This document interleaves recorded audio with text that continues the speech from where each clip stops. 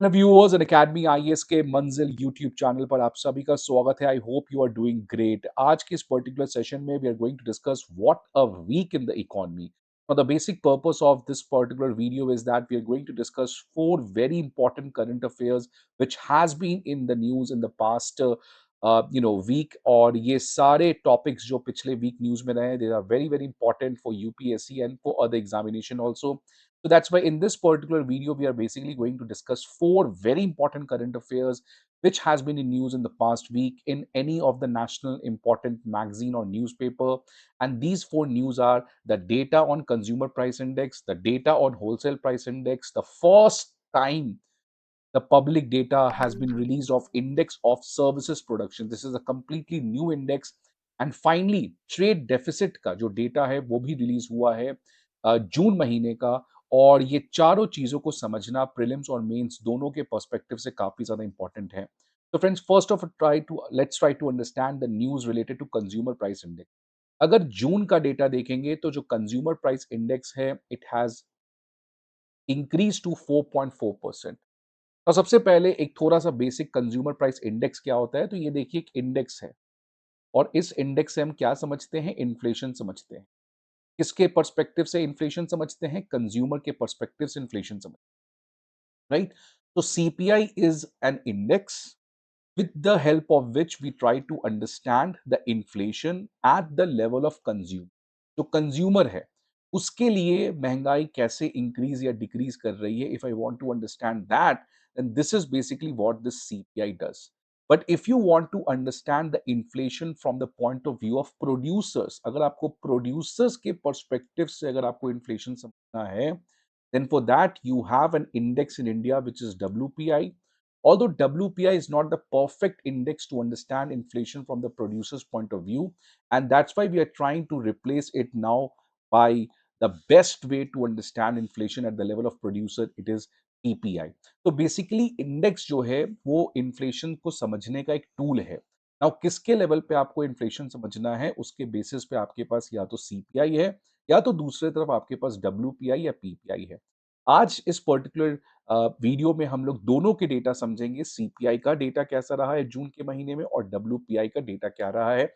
और CPI WPI के बीच में कनेक्शन क्या होता है जो यूपीएससी के लिए बहुत इंपॉर्टेंट हो जाता है, उसको भी समझना जरूरी है। तो जून के महीने में जो कंज्यूमर के लेवल पे इन्फ्लेशन बढ़ा है विच इज 4.4%। तो आप देख सकते हैं driven by surge in precious metals and ticking food prices, retail inflation मतलब वही consumer inflation based on consumer price index has increase to 4.4%। अगर मई का डेटा देखेंगे तो 3.9%। अब इस डेटा के साथ सबसे इंटरेस्टिंग चीज क्या है या सबसे इंपॉर्टेंट चीज क्या है कि सिंस जनवरी 2025, मतलब अगर मैं इस पिछले 17 महीने की बात करूं तो आज तक कभी भी किसी महीने इन्फ्लेशन का डेटा जो है वो 4% से ज्यादा नहीं आया। तो this is a very very important development which we are witnessing with respect to consumer price index कि after 17 month in a particular month we are witnessing a inflation higher than 4%। now why it is important? because अगर आप RBI की बात करें तो RBI के लिए inflation control करने का रिस्पॉन्सिबिलिटी है। और आरबीआई जो है वो इंडिया में एक flexible inflation targeting framework follow करता है। मतलब for India our inflation has to be within 4 ± 2%। मतलब या तो 2% से लेकर 6% के बीच में इन्फ्लेशन कहीं भी हो तो वो सेफ माना जाता है। But the best optimum target for our economy at which we want our economy to be, वो इन्फ्लेशन जो है वो 4%। तो इसलिए ऑल्दो इंडिया में 2 से 6% के बीच में इन्फ्लेशन एक्सेप्टेबल है, but given a choice the best inflation which eventually drives our economy is 4%। तो इसलिए 4% से ऑल्दो इन्फ्लेशन हमारा बढ़ा है, तो although we are safe because it is less than 6%, but yes it is a sign of further problem in the economy because finally वो 4% का जो मार्क है वो यहाँ पे क्रॉस होते हुए दिख रहा है। This is happening after 17 month which clearly shows कि इन्फ्लेशन जो लगातार 2022-23 में इंडिया को प्रॉब्लम क्रिएट किया है, this again problem is coming back on our door and we need to take some corrective action. और ये जो जून का डेटा है, ये डेटा आपको पता होगा कि रिसेंटली जो सीपीआई है उसका जो बेस ईयर है वो रिवाइज किया गया और जो नया बेस ईयर क्या है वो हमारा 2024 है। इसके पहले आपको पता है कि बेस ईयर हमारा 2011 था। नाउ कंज्यूमर प्राइस इंडेक्स का जो बेस ईयर है वो 2024 है। अच्छा मैं आपसे एक क्वेश्चन पूछता हूँ, इन्फ्लेशन में या कंज्यूमर प्राइस इंडेक्स में बेस ईयर का क्या कॉन्सेप्ट है?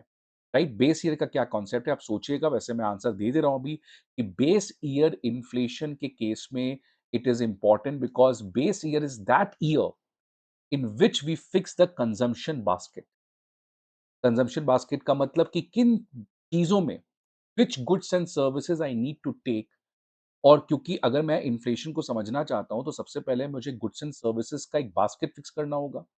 और फिर मुझे ट्रैक करना होगा कि क्या इन गुड्स एंड सर्विसेज का प्राइस इंक्रीज किया या डिक्रीज किया है। तो the particular year in which we fix this basket of goods and services, that particular year is known as base. तो इस समय जो ये सीपीआई है जिसमें कंजम्पशन बास्केट के प्राइसेस को ट्रैक किया जा रहा है, this consumption basket has been fixed in the year 2024। अगर मैं बात करूं कि आने वाले समय में कंज्यूमर प्राइस इंडेक्स जो अभी 4% से बढ़ा है, why it is a warning call, why it is a wake up call for RBI monetary policy committee and even for the government, because जो टेंशंस यहाँ पे हैं या जो भी रिस्क फैक्टर्स हैं कि इन्फ्लेशन और बढ़ सकती है, वो अभी भी काफी ज्यादा स्ट्रांग है। वो रिस्क फैक्टर, वो चाहे मॉनसून है, आपको पता है सुपर एलिनो की प्रिडिक्शन है, जियोपॉलिटिकल अनसर्टेनिटीज हैं, आपने देखा वापस से स्ट्रेट ऑफ हॉर्मुज को ईरान ने क्लोज कर दिया है, and all these things is going to put pressure on the prices of crude oil। वापस से क्रूड ऑयल तो इंडिया में जनरली $60 पर बैरल पे मिलता था, इट हैज इंक्रीज टू $80 पर बैरल। और रूपी में देखें, जैसे ही आपने ये स्ट्रेट ऑफ हॉर्मुज के क्लोज करने की बात हुई, रूपी अगेन क्रैश कर गया एट 96। और जब भी रूपी की वैल्यू डेप्रिशिएट करती है तो इससे हमारा इंपोर्ट महंगा हो जाता है, and this is basically known as imported inflation, imported inflation. So जो भी ऐसे रिस्क फैक्टर्स थे जो इकोनॉमी में ऑलरेडी तरीके का प्रॉब्लम क्रिएट कर सकते थे, ये रिस्क फैक्टर पिछले कुछ टाइम से और ज्यादा एम्पलीफाई हो चुके हैं, and that is what is putting pressure कि हमारी जो सीपीआई है वो और ज्यादा बढ़ सकती है। तो इसलिए 4% से क्रॉस करना, although we are safe, we are resilient, but if corrective actions are not taken at the right time, this 4.4% will eventually increase to around 6% or maybe even crossing that 6% of Lakshman Rekha। अब all eyes on RBI monetary policy committee, अगस्त में RBI monetary policy committee की meeting होने वाली है। Last time RBI monetary policy committee की meeting जून में हुई थी, और जून में एमपीसी जो है उसने इन्फ्लेशन को प्रेडिक्ट किया था कि इस साल इन्फ्लेशन जो है वो 5.1% पे रहेगा, और इसलिए monetary policy committee did not changed the repo rate, because monetary policy का कमिटी का कहना था कि इन्फ्लेशन जो है वो 2 to 6% के रेंज में रहेगा। इसलिए although inflation is a problem, but still inflation will be under control. लेकिन उस समय एमपीसी ने एक एजम्पशन माना था कि ये जो भी मैं 5.1% का डेटा दे रहा हूँ, I am giving this data on the assumption कि मिडिल ईस्ट में अब जो, क्योंकि उस समय सीज फायर हो चुका था, ये सीज फायर कंटिन्यू रहेगा। लेकिन अब वो एजम्पशन टूट चुका है, बिकॉज मिडिल ईस्ट में वापस से वॉर स्टार्ट हो चुका है, स्टेट ऑफ हॉर्मुज वापस से ब्लॉक हो चुका है। इसलिए क्या अगले महीने जो मॉनेटरी पॉलिसी कमिटी की मीटिंग है, क्या उसमें रेपो रेट को इंक्रीज किया जा सकता है? क्या इन्फ्लेशन के फोरकास्ट को 5.1% से और बढ़ाया जा सकता है? अगर ऐसा होता है तो ऑब्वियसली ग्रोथ और बाकी चीजों पे भी इसका बहुत बड़ा इम्पैक्ट पहुंच सकता है। इसलिए आप सभी एस्पिरेंट्स को अगस्त के एमपीसी मीटिंग के बारे में जरूर सोचना चाहिए कि क्या होगा and how does it impact. अगर मैं दूसरे डेटा की बात करूं जो 14 जुलाई को पब्लिश किया गया है, इस डेटा में डब्ल्यूपीआई का डेटा आया है, और डब्ल्यूपीआई में अगेन एक तरीके का काफी ज्यादा प्रॉब्लम देखने को मिला है, बिकॉज जून में जो डब्ल्यूपीआई का डेटा आया है वो 9.87% पे आया है। This is again serious thing, because देखिए क्यों ये मैटर करता है ये भी समझो आप। डब्ल्यूपीआई का डेटा तो अपनी तरफ, लेकिन ये डब्ल्यूपीआई क्यों हमें ट्रैक करना होता है? देखिए इंडिया में जब मैं कहता हूँ इन्फ्लेशन 2 से 6% के बीच में होना चाहिए, और बेस्ट टारगेट हमारी इकोनॉमी के लिए 4% का है, जो सबसे सेफ, सबसे रेजिलियंट, सबसे स्टेबल माना जाता है। कि किस इन्फ्लेशन की मैं बात कर रहा हूँ? सीपीआई की, कंज्यूमर लेवल की इन्फ्लेशन की बात कर रहा हूं मैं, ये उस सीपीआई इंडेक्स की बात कर रहा हूं। तो उस सीपीआई की वैल्यू जो है वो 4% पे होनी चाहिए या 2 से 6% के बीच में होनी चाहिए। तो जब सीपीआई हमें ट्रैक करना है, तो फिर डब्ल्यूपीआई हम ट्रैक क्यों करते हैं? देखिए, डब्ल्यूपीआई जो है वो बेसिकली एक तरीके से एक ऐसा इंडेक्स है जो किसके लेवल पे इन्फ्लेशन को समझता है? प्रोड्यूसर के। प्रोड्यूसर के लेवल पे इन्फ्लेशन का मतलब कि प्रोड्यूसर को चीजें बनाने में जो खर्च आ रहा था वो और महंगा हो गया। लेट्स से प्रोड्यूसर को पहले ₹10 में एक पेन बना रहा था, But now this producer has to spend 15 rupees to produce one pen. So this is what means by inflation at the producer level. अब अगर inflation eight the producer level आपका होता है तो इवेंचुअली क्या होगा, inflation at the consumer level पे भी होगा. Because if things are becoming difficult for the producers, then eventually what producer is going to do कि producers eventually अपने फाइनल गुड्स के प्राइसेस को इंक्रीज कर देगा, जिसके वजह से क्या होगा, इन्फ्लेशन आपका कंज्यूमर के लेवल पे भी बढ़ेगा. इसलिए W is nothing but a CPI in wait. अगर आज प्रोड्यूसर के लिए इन्फ्लेशन बढ़ता है तो आप मान के चलें कि इससे एक दो महीने के बाद कंज्यूमर के लेवल पे भी इन्फ्लेशन बढ़ेगा. बिकॉज देखिए मार्केट में तो ऑलरेडी बहुत सारे गुड्स हैं, वो पुराने गुड्स हैं, तो जो पुराना गुड्स है उसका तो प्राइस नहीं बढ़ेगा, लेकिन जो नए गुड्स हैं, जो महँगे हो चुके हैं क्योंकि प्रोड्यूसर के लिए चीज़ें बनाना मुश्किल हो गया है, so when these new goods are coming into the market then eventually क्या होगा, कंज्यूमर के लिए इन्फ्लेशन. इसलिए डब्ल्यूपीआई का डेटा ट्रैक करना ज़रूरी है। प्रोड्यूसर के लेवल पे इन्फ्लेशन समझना ज़रूरी है। बिकॉज़ अगर प्रोड्यूसर के लिए फैक्टर कॉस्ट जो कॉस्ट ऑफ प्रोडक्शन है वो इंक्रीज़ कर रहा है, वो किसी की वजह से इंक्रीज़ हो सकता है, वो या तो supply shortage due to Russia Ukraine war, या energy shortage due to Middle East war, या गैस शॉर्टेज, या fertiliser shortage in agriculture, it can be anything. So if my WPI, which means my inflation at the producer's level is increasing, then eventually what is going to happen in the economy in the coming months, your inflation is going to also increase at the consumer level, at the CPI level also. इसलिए WPI if it is there in the present, then in future your CPI is also going to increase. और अगर WPI का data 9.87% जून में आ रहा है, मतलब आप खुद समझ सकते हैं कि अगले महीने जो CPI का डेटा आएगा वो 4.4% से और कितना ज्यादा बढ़ सकता है, because this is real problem which we are seeing at the producer level. और इसका रीजन ऑब्वियसली आपको पता है कि प्रोड्यूसर लेवल पे अगर मैं फूड की बात करूँ और नॉन फूड आइटम्स की बात करूँ, दोनों जगह प्रॉब्लम आ रहा है. फूड में आपको पता है ऑलरेडी मॉनसून जो है, वो लास्ट मंथ कितने ज़्यादा डेफ़िसिट में रहा. नॉन फूड आइटम्स में तो आपको पता है ख़ासकर जो एनर्जी क्राइसिस है, जो मिनरल्स की शॉर्टेज है, उन सभी चीज़ों की वजह से होलसेल प्राइस इंडेक्स जो ऑलरेडी मई में बढ़ा हुआ था because of this again monsoon का फैक्टर और स्ट्रेट ऑफ हॉर्मुज़ की अनसर्टेनिटी, वो अब जून में और ज़्यादा बढ़ गई, जिसकी वजह से जून में इन्फ्लेशन 9.87% आया है. और कंसीडरिंग कि अब मॉनसून की जो प्रॉब्लम है वो अभी भी है और स्ट्रेट ऑफ हॉर्मुज़ वापस से ब्लॉक किया गया है, व्हिच मीन्स प्रोड्यूसर के लेवल पे इन्फ्लेशन जो है वो और ज़्यादा प्रॉब्लम हो सकता है, व्हिच इवेंचुअली मीन्स कि आने वाले समय में सीपीआई की वैल्यू जो है वो और बढ़ सकती है. एक बात ध्यान रखिएगा प्रीलिम्स के लिए कि जो डब्ल्यूपीआई का बेस ईयर है, उस बेस ईयर को चेंज किया गया था. इसका जो बेस ईयर था पहले 2011-12 था. दिस ईयर डब्ल्यूपीआई का बेस ईयर भी चेंज करके क्या किया गया है, 2022. अच्छा, सीपीआई का डेटा कौन रिलीज करता है? एनएसओ रिलीज करती है under the MoSPI, Ministry of Statistics Programme and Implementation. WPI का डेटा कौन निकालता है? DPIIT, Department for Promotion of Industry Internal Trade. ये किसके अंदर काम करता है? Ministry of Commerce and Industry के अंदर. ये याद रखिएगा, थोड़ा सा बेसिक है. सीपीआई के बास्केट में गुड्स एंड सर्विसेज दोनों होते हैं. डब्ल्यूपीआई के बास्केट में, जिसको हम लोग कमोडिटी बास्केट कहते हैं, सीपीआई में हम लोग कंजम्पशन बास्केट के चीज़ों को ट्रैक करते हैं, डब्ल्यूपीआई में हम लोग कमोडिटी बास्केट को ट्रैक करते हैं. और इस कमोडिटी बास्केट में we only have goods. WPI के बास्केट में सर्विसेज नहीं होता है, इसलिए डब्ल्यूपीआई इसलिए एक आउटडेटेड इंडेक्स हो चुका है, बिकॉज सर्विसेज में production is more than 50%, but services को आप ट्रैक ही नहीं करते हो डब्ल्यूपीआई में. इसलिए डब्ल्यूपीआई को रिप्लेस किया जा रहा है पीपीआई से, because WPI does not understand inflation at the producer level comprehensively because it excludes services sector. और इंडिया में 55% प्रोडक्शन सर्विसेज सेक्टर में हो रहा है और उसके लेवल पे आप इन्फ्लेशन समझ ही नहीं रहे हैं. You're only tracking 45% of things which are being produced in the economy. That's why WPI is not a correct way to understand inflation at the producer level, and that's why WPI is going to be replaced in the 5 years with a much more better data which is PPI. अगर मैं बात करूं जून में, तो जो food articles में inflation है वो 5.49% को देखने को मिला, लेकिन सबसे इंपॉर्टेंट जो नॉन फूड आर्टिकल्स है उसमें 11% का इन्फ्लेशन देखने को मिला, होलसेल लेवल पे, प्रोड्यूसर के लेवल पे. और नॉन फूड आर्टिकल्स का मतलब ये हो गया minerals, crude oil, natural gas, उन चीज़ों की यहाँ पे बात हो रही है. आगे और 2 चीज़ों को समझेंगे, बट आगे बढ़ने के पहले there has been a very important historic offer by Unacademy for all those serious aspirants. आप अनअकैडमी आईएएस के बैचेस को जॉइन कर सकते हो at its lowest price of 16,000 triple nine. और अगर आपका यूपीएससी प्रीलिम्स निकलता है तो आपको 100% रिफंड मिलेगा. And if unfortunately you do not get selected, then आपको अनअकैडमी आईएएस के द्वारा एक एक्स्ट्रा वैलिडिटी मिलेगा विद द सीएससी एच।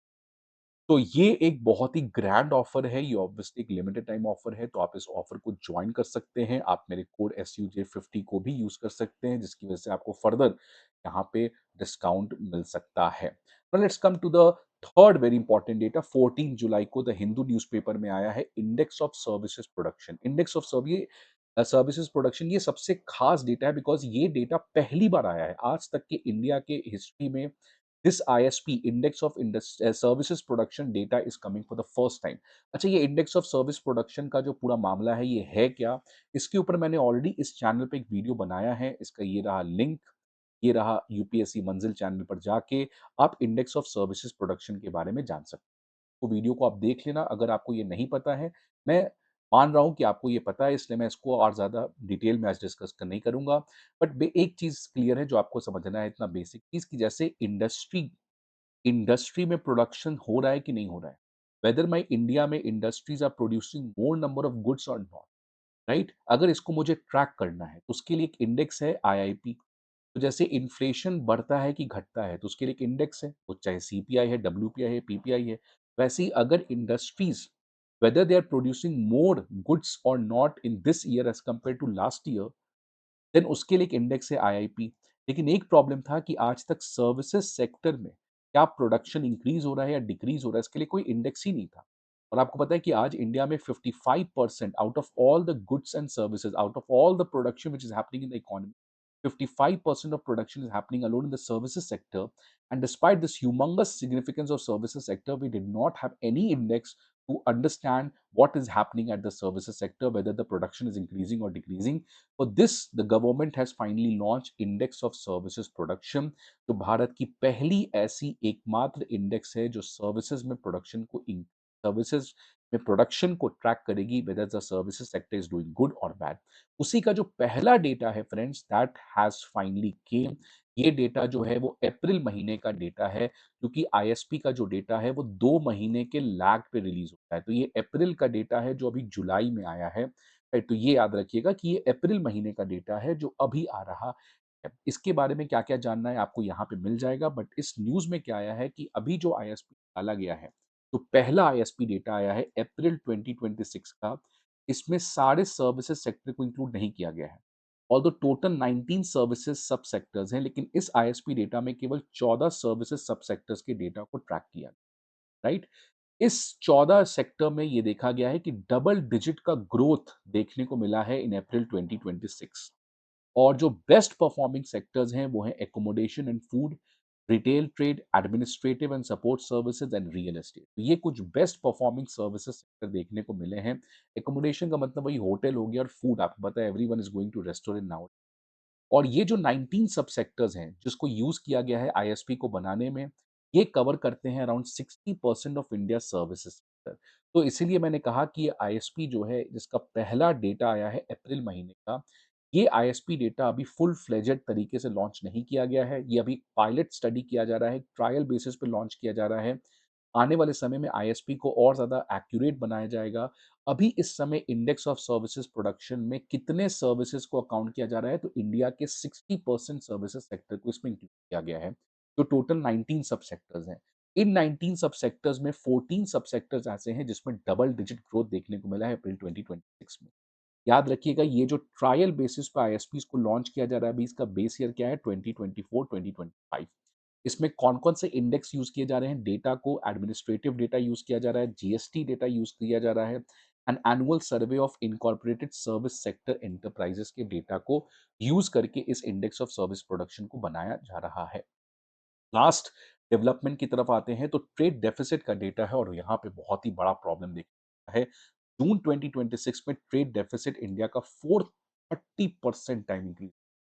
ये न्यूज़ 13 जुलाई को आया है, and that again really shows India अभी भी एक्सटर्नल सेक्टर में कुछ ऐसा नहीं कर पा रहा है जिससे हमारी एक्सटर्नल सेक्टर में कुछ हो पाए, बिकॉज़ 430% से ट्रेड डेफिसिट बढ़ना, that again shows how much pressure is our external sector facing. आप देख सकते हैं कि इंडिया की जो ट्रेड डेफिसिट है वो $15.3 बिलियन पे रही इन जून 2026, which is basically an increment of 430%, और इसका सबसे बड़ा रीज़न है गुड्स में इम्पोर्ट का। तो गुड्स मर्चेंडाइज़ मीन्स गुड्स, तो गुड्स में इम्पोर्ट जो है, उसमें एक काफ़ी बड़ी ग्रोथ देखने को मिली, खासकर because of the increase in the value of import of crude oil, जो क्रूड ऑयल है वो महँगा हो गया, इलेक्ट्रॉनिक गुड्स और गोल्ड। तो ये 3 ऐसे चीज़ें हैं, क्रूड ऑयल, इलेक्ट्रॉनिक गुड्स और गोल्ड, इनका जो क्वांटिटी है वो भी बढ़ा है। इनका जो वैल्यू है, क्योंकि ऑब्वियसली क्रूड ऑयल पहले भी अगर मान लो हम 100 बैरल मँगा रहे हैं, अभी भी 100 बैरल मँगा रहे हैं, तो ऑब्वियसली अब 100 बैरल महँगा हो चुका है। So the import of all these three goods have increased both in quantitative manner and also in the value manner because things gold has become expensive, crude oil has become expensive. तो इसलिए अगर आप देखेंगे इस data को और थोड़ा study करें तो हमारा एक्सपोर्ट ऐसा नहीं कि खराब परफॉर्म करे। इंडिया का जो एक्सपोर्ट है, अगर मैं गुड्स एंड सर्विसेज सबको मिला के बात करूं तो वो 9.5% से बढ़ा है जून 2026। तो ये ध्यान रखिएगा, I am saying that my trade deficit is increased by 430%, that does not mean we are not increasing our export. In fact our export of goods and services increase by 9.5%। But the problem is कि जो import है उसका pace export से काफी ज्यादा है। Import हमारा 27% से किया है, but export has only increase by 9, and that is where you can see the clear problem, right? और इसी की वजह से हमारा जो ट्रेड डेफिसिट है वो 15.3 बिलियन डॉलर पे आ चुका है जून 2026 में, as compared to June last year 2025 की बात करूँ तो वो मात्र 2.9 बिलियन डॉलर था। ऑब्वियसली उस समय मिडल ईस्ट वॉर नहीं था, गोल्ड इतना महँगा नहीं हुआ था, which clearly represents a growth of about 430%। अब इस डेटा में जो सबसे शॉकिंग डेटा एक और आ रहा है, आप देख सकते हैं कि 14 जुलाई को एक और न्यूज़ में आर्टिकल आया कि इंडिया और चाइना के बीच में क्या चल रहा है। तो अगर मैं बात करूँ दोनों कंट्री के बीच में, रिलेशन जो है वो काफ़ी एक्सपैंड किया है। इनफैक्ट इस साल पहले 6 महीने में जो दोनों कंट्री के बीच में बायलैटरल ट्रेड रहा वो 91.2 रहा, which surely increases 23.6%। अगर मैं 2025 के पहले 6 महीने की बात करूँ और 2026 में पहले 6 महीने की बात करूँ, तो 2026 के पहले 6 महीने में लास्ट ईयर के कंपैरिज़न लगभग 24% से दोनों कंट्रीज़ के बायलैटरल ट्रेड बढ़े। और अगर ऐसा ही चलते रहा तो लास्ट ईयर तो दोनों कंट्री का एक हिस्टोरिक ईयर रहा, बिकॉज़ लास्ट ईयर दोनों कंट्री ने एक साल में जो टोटल बायलैटरल ट्रेड किया वो 155.6 बिलियन डॉलर बना, which make China as India's biggest trading partner. और इस साल जिस तरीके से ये हिसाब-किताब चल रहा है कि अभी 6 महीने में ही लगभग 92 बिलियन डॉलर हो चुका है, which means this year we are going to break the record of last year. ये क्लियरली बताता है कि चाइना एक ऐसा कंट्री है जिसके साथ although we have so many problem, but it's a country which you cannot ignore, because when it comes to economy, China effectively dominates. It's the hegemonic country when it comes to this trade, because आप देख सकते हैं कि एक तरफ गलवान जैसे crisis हुए जहाँ पे 20 soldiers have been killed। Arunachal Pradesh को ये लोग साउथ तिब्बत कहते हैं। Despite all those things, India can not stop doing trade with China. In fact China के साथ ट्रेड हमारा बढ़ रहा है। चलो ट्रेड बढ़ रहा है ये अपनी तरफ, लेकिन सबसे परेशानी की बात क्या है, आप देखेंगे जो ट्रेड डेफिसिट है पहले 6 महीने में वो 67.1 बिलियन डॉलर पे पहुँच। लास्ट ईयर हम दोनों का जो ट्रेड था वो 155.62 बिलियन डॉलर था, दोनों का ट्रेड। लेकिन इसमें जो ट्रेड डेफिसिट था वो 116.12 बिलियन डॉलर था। You can see how much massive trade deficit we have. और इस साल तो 6 महीने में ही ये डेटा आ चुका है। मतलब अगर हम लोग इस साल बायलैटरल ट्रेड का डेटा रिकॉर्ड तोड़ने वाले हैं, तो हम लोग एक और डेटा तोड़ेंगे कि इंडिया का जो ट्रेड डेफिसिट है चाइना के साथ वो अपने ऑल टाइम हाई पर पहुँच जा सकता है। Right? Again now that does not mean कि इंडिया का चाइना के लिए एक्सपोर्ट नहीं बढ़ा है। Yes, our export have increased, but the import have increased by a faster pace as compared to export. इसलिए हमारे एक्सपोर्टर्स तो अच्छा कर रहे हैं, बट जो हमारा इम्पोर्ट है, वो और तेज़ रेट से बढ़ रहा है, और इसी की वजह से ये ट्रेड डेफिसिट की प्रॉब्लम जो है, वो यहाँ पे आते हुए दिख रही है। और सबसे परेशानी की बात एक और है कि जो इंडिया चाइना से खरीदता है वो फिनिश गुड है, और जो इंडिया चाइना को एक्सपोर्ट करता है उसमें basically low value added products होते हैं, like organic chemicals, minerals and ores, seafood. तो ये प्रॉब्लम है कि चाइना से हम महंगी चीजें खरीद रहे हैं, लेकिन जो हम चाइना को बेच रहे हैं वो लो वैल्यू एडेड। इसलिए चाइना के साथ हमारा ट्रेड डेफिसिट भी नहीं है। चाइना के साथ हमारा जो the different types of goods and services which we are trading, उसमें भी काफ़ी बड़ा गैप देखने को मिल रहा है, जहाँ पे we are exporting low value added goods and buying finished expensive goods from. तो ये कुछ इंपॉर्टेंट डेवलपमेंट्स रहे हैं आपके एग्जाम के लिए। ये वाला जो कंटेंट है चाइना के साथ, ये आपको मेंस में ज़्यादा काम आएगा फ्रेंड्स। आई होप आपको ये वीडियो अच्छा लगे। If you have any doubt please let me in the comment box. See you again some other video. Till then good.